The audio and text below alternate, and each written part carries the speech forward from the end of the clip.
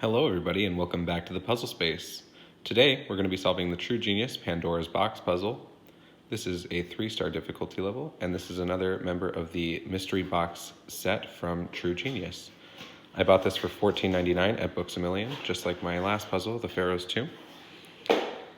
And when you pull it out of the box, it looks like this. It has a clockwork piece on the top with some gold detailing and 2 blue edges, and one of them has a knob right here.